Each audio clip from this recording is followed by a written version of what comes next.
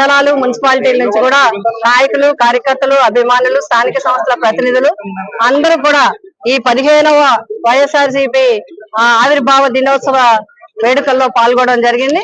ఇప్పుడే జెండా వందన కార్యక్రమాన్ని నిర్వహించుకోవడం జరిగింది. అదే విధంగా ప్రజల వెన్నంటే ఉంటుంది వైఎస్ఆర్సీపీ పార్టీ.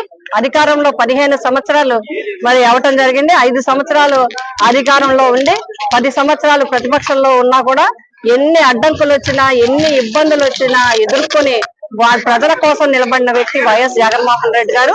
అధికారం ఉన్నా ప్రతిపక్షం ఉన్నా ఎందులో ఉన్నా సరే ప్రజల వెన్నంటే నిలిచేది వైఎస్ఆర్సీపీ పార్టీ. ప్రజల సంక్షేమం కోసం పాటుపడేది వైఎస్ఆర్సీపీ పార్టీ.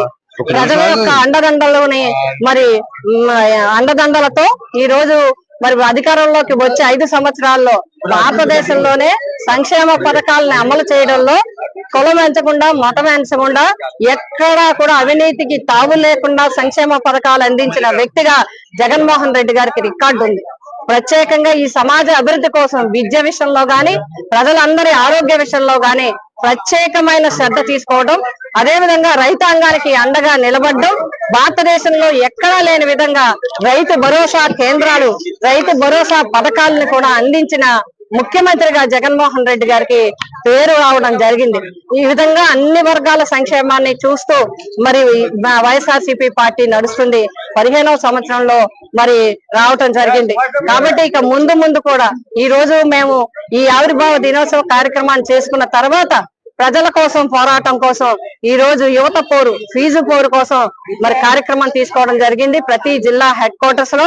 ఎందుకంటే ఈ ప్రభుత్వం అధికారంలోకి వచ్చి 8 నెలలు గడిచినప్పటికీ కూడా ఇప్పటి వరకు ఫీజు రియంబర్స్మెంట్ గాని వసతి దీవెన గాని విద్యా దీవెన గాని ఏ కార్యక్రమాలు అమలు చేయలేదు.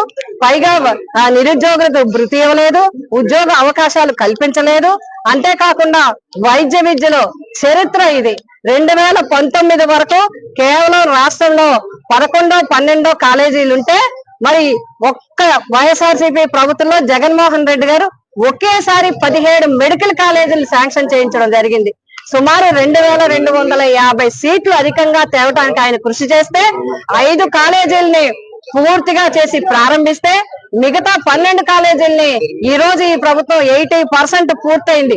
సిబ్బంది మరి మెడికల్ కౌన్సిల్ నిబంధనల ప్రకారం అన్ని పూర్తి చేసినప్పటికీ సివిల్ వర్క్లు 80% పూర్తి చేసినప్పటికీ అవన్నీ కూడా ప్రైవేట్ కి కట్టదిట్టం చేయాలని ఈ ప్రభుత్వం మరి నిర్ణయం తీసుకోవడం జరుగుతుంది. అందుకు వెంటనే ఫీజు రియంబర్స్మెంట్ ఇవ్వాలని, వసతి దీవెన విద్యా దీవెన వెంటనే విడుదల చేయాలని, నిరుద్యోగ భృతి వెంటనే అందించాలని, ఉద్యోగ అవకాశాలు వెంటనే కల్పించాలని, అదే విధంగా వైద్య కళాశాలల ప్రైవేటీకరణ నిలుపుదల చేయాలని ఈ రోజు పోరుబాట పట్టడం జరిగింది. కాకినాడలో మరి అక్కడ కార్యక్రమాన్ని తీసుకుని వేలాది మంది విద్యార్థులతో నాయకులు కార్యకర్తలు తల్లిదండ్రులు అందరితో కలిసి ఈ రోజు కలెక్టరేట్ కి నడిచి వెళ్లి పాదయాత్రగా వెళ్లి వారికి వినతి పత్రం చేర్చడం జరుగుతుంది. దీన్ని బట్టి చూస్తే మరి వైఎస్ఆర్సీపీ పార్టీ ఎప్పుడు కూడా ప్రజలు ఇవన్నంటే ఉంటుంది. జై జగన్.